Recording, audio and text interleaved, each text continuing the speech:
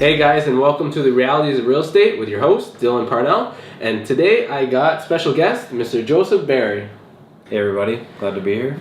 Glad to have you. Today we're going to be talking about the Niagara real estate market, past, present, and future. Basically, talk about what the market's like today, how we got where we are, and what we see is going to be happening in the next few months. We're also going to touch on the 15% foreign buyers tax that the government has implemented here in the Greater Golden Horseshoe area, and also kind of compare it to what they did out in Vancouver, kind of the same thing. We're going to talk about pros and cons to it. We'll touch base on maybe that stress test, 4.64% that the government also tried to do.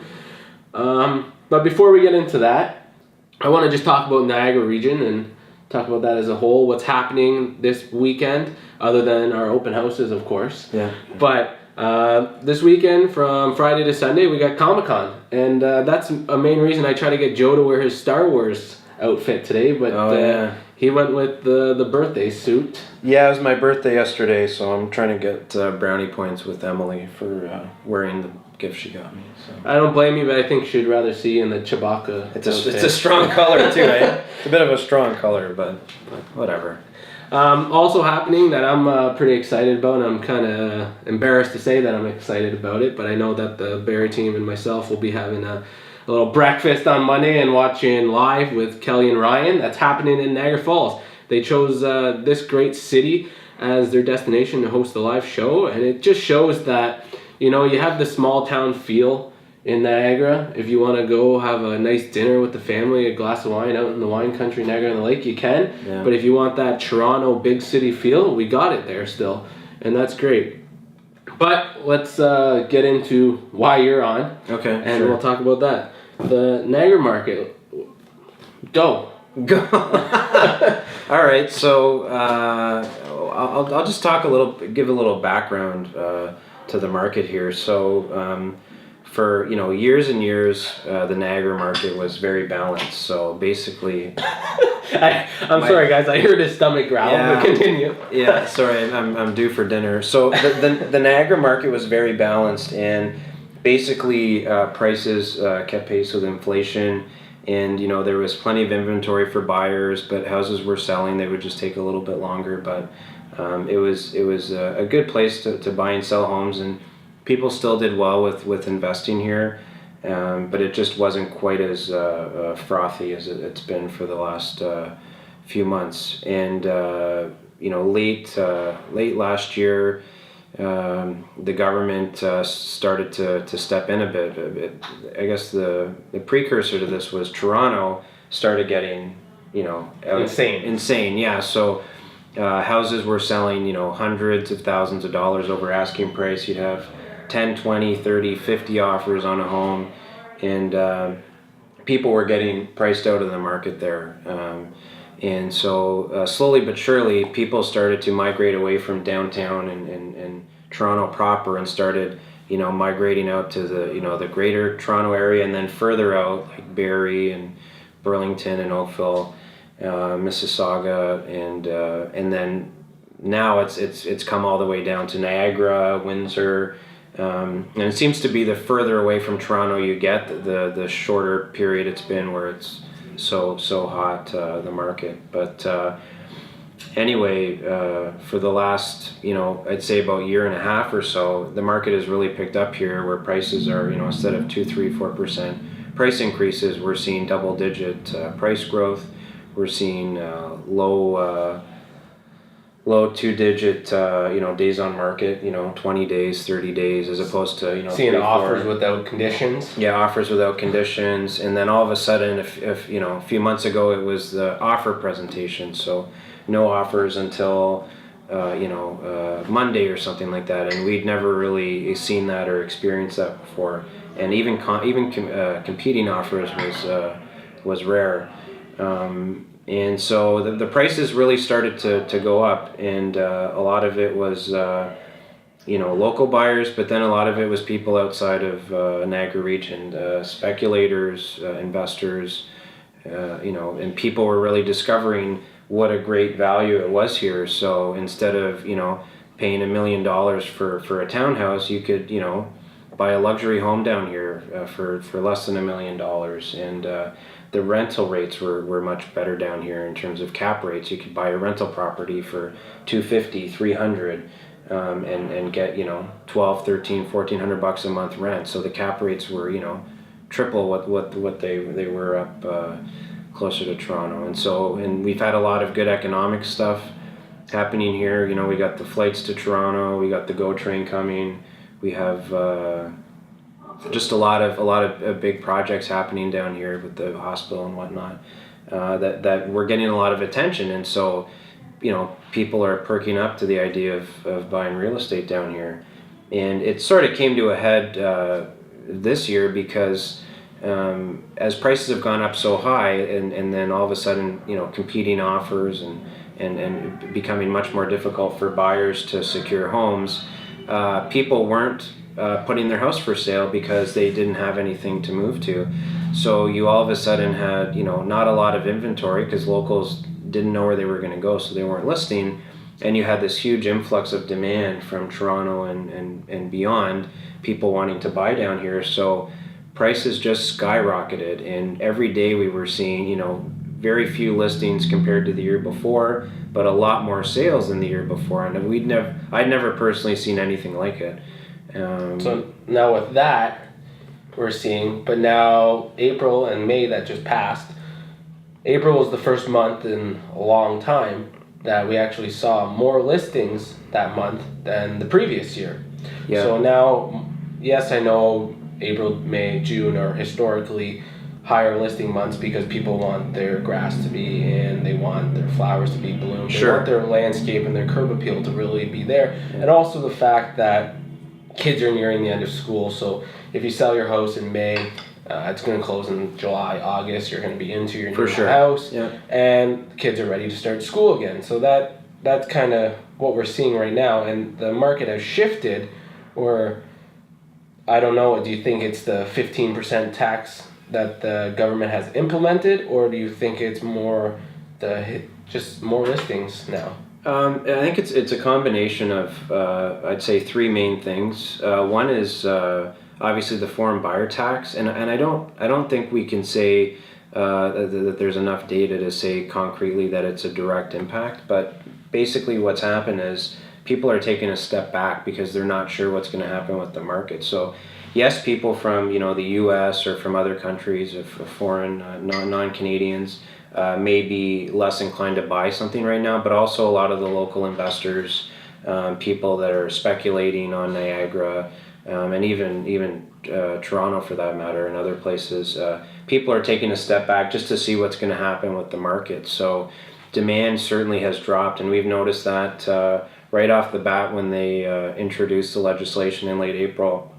Because we list homes pretty much every week, and we sell homes every week, and you really get a good sense of what's happening on a daily basis when you have a lot of transactions. And we could feel it right after it was announced that we put a few houses on the market, and you know, we were having you know, less people at our open houses, definitely less people from Toronto. Typically in the price ranges that we were selling in, there was less people booking showings, and demand had dropped, and we noticed it right away. And since then, the double whammy is the fact that, like Dylan was saying, that lights are being turned out on us here. Okay, thanks, Paul. Everyone say hi to Paula there. Anyway, so the double whammy is the fact that you know, all of a sudden a lot of inventory was coming on because people historically are more inclined to list in May and June. So you have a lot more listings, and then you have this big drop in demand because people are taking a step back to sort of see what's going to happen. And then on top of that, I would say the third thing would be buyer fatigue, because a lot of people lost out on homes, you know, with competing offers and all this other stuff, and getting priced out of the market. People took a step back, and so those three things combined, it's you know, all at the same time. The market shifted very quickly, whereas something like this would normally take some time to settle in, but it just, you know, on a dime. And then since then, it's really been up and down. So, you know, some days we feel like the market's back to, you know, being a strong seller's market, and then other days it feels the complete opposite. So it's pretty. It's really who's looking that day, that week at homes. is what's driving it. Because you can have homes that are sitting for a week, 2 weeks, 3 weeks, and no action, and then all of a sudden you hold an open house one weekend, or you drop the price even a little, or keep the price the same. You're getting competing offers all of a sudden. Yeah, the demand comes out of nowhere. So I really think that the buyers, if the ones that are fatigued, they lost out, they just aren't ready to compete. I think it's not time for them to panic. I think it's time for them to continue to look, because with this little lull in the market that we're seeing, I think that's a perfect time for them to come out and be able to put their financing condition in, or their home inspection condition, or whichever condition they need, and get a home at a good value that without having to overspend.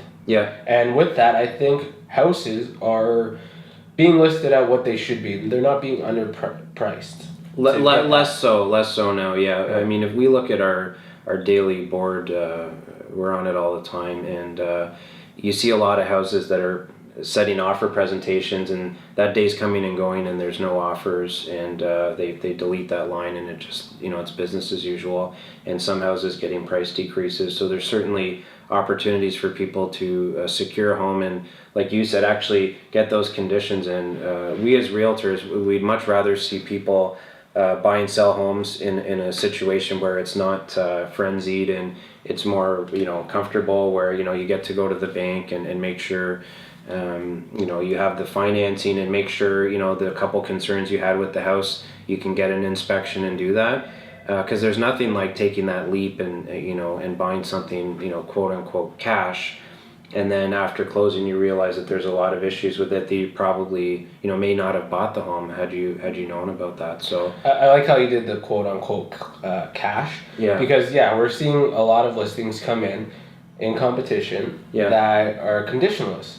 However, when you try to investigate more, because there'll be 2 offers on the table, and one could be conditionless for a little bit more money, and this one, same thing, but the one that's less money could actually be cash. Whereas the other one, they still need the mortgage.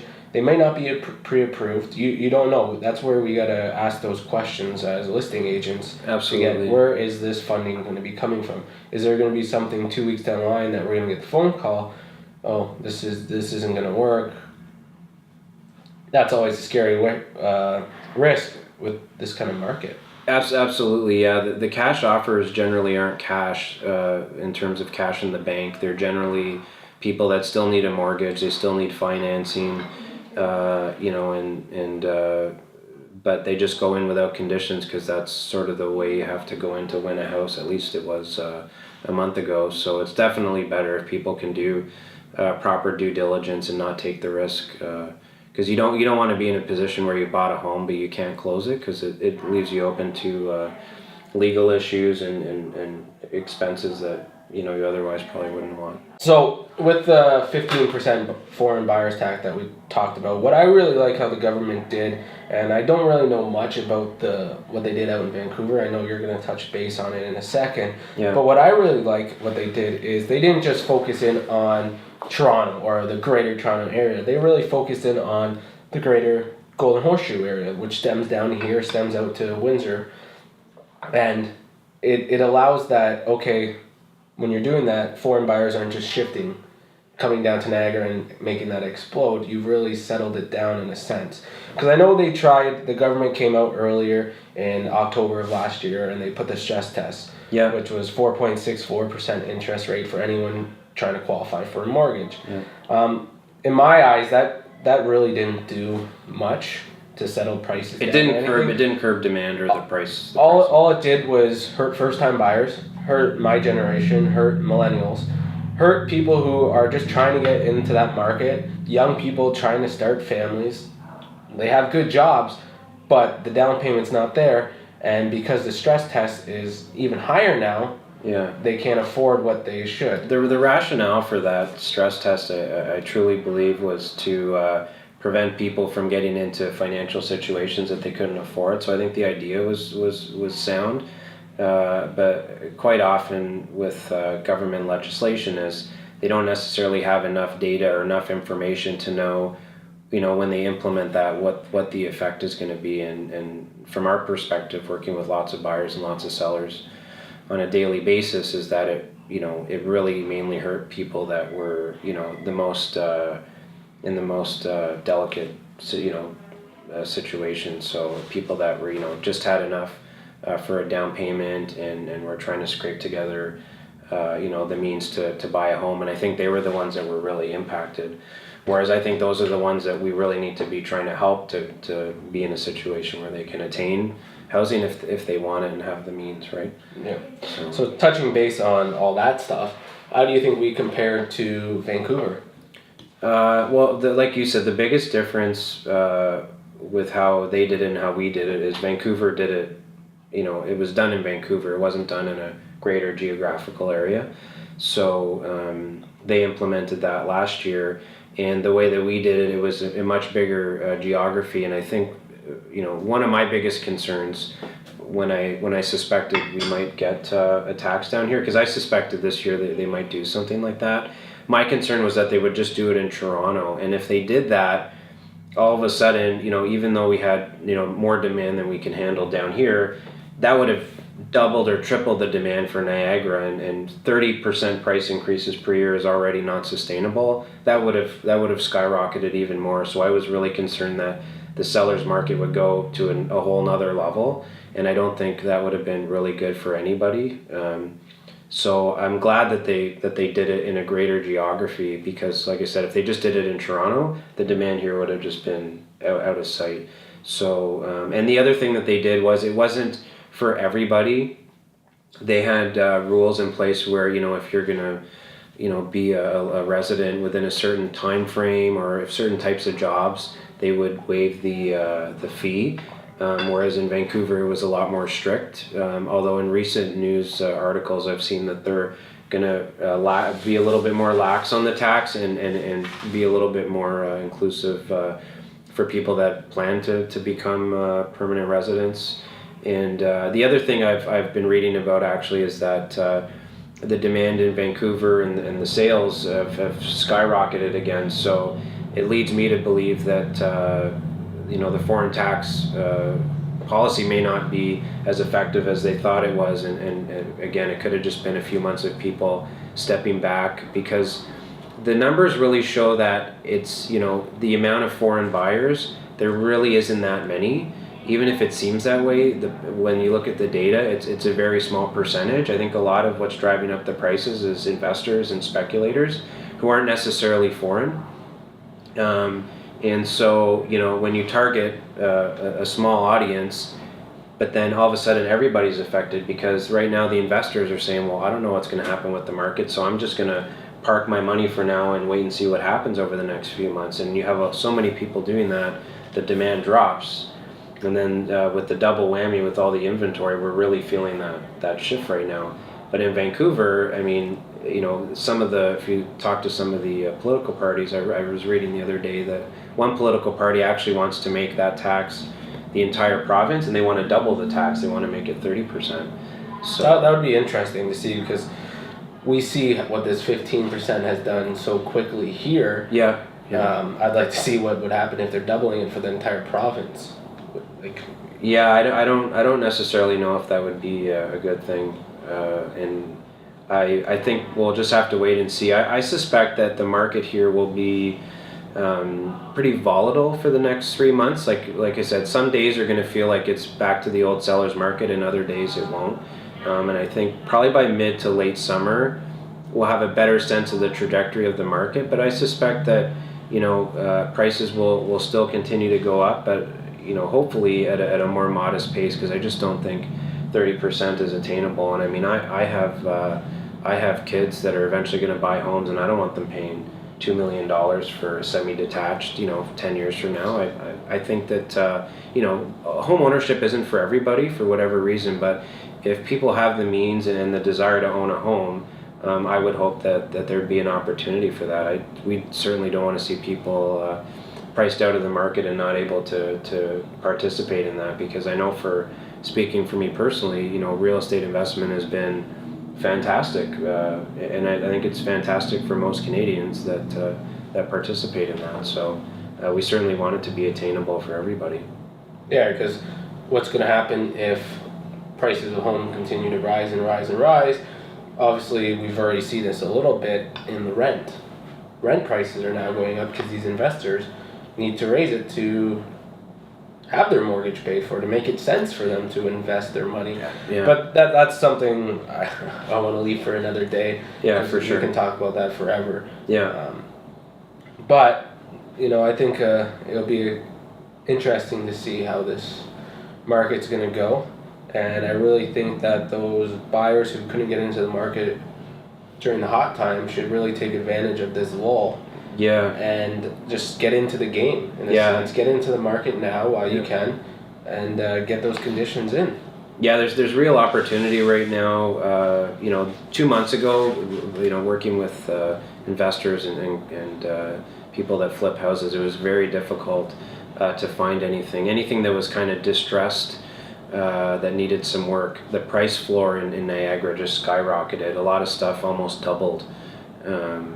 Stuff that needed a lot of work historically, you could get for a reasonable price, put some work in, and then and put it up for sale. But the prices of those homes just went up like crazy, and I think there is opportunity now to get some deals. You got to look, and it's not to say that there's no homes going into competing offers right now, but definitely less so, and definitely more opportunity to buy a home where you're able to do your own due diligence, get an inspection, get your financing in order, and that's really the way it should be. Well, I just want to thank everyone for tuning in to this episode of Realities of Real Estate with your host Dylan Parnell, and today we had Monotone Joe on the air. Thanks for having me. No, thanks for coming. And just remember, if you're looking to buy or sell, call Parnell, and be sure to check out our listings at theberryteam.ca, and hope to see some people out at our open houses this weekend from 2 to 4. June 3rd and 4th was in line. June 3rd and 4th. Thanks for tuning in, guys.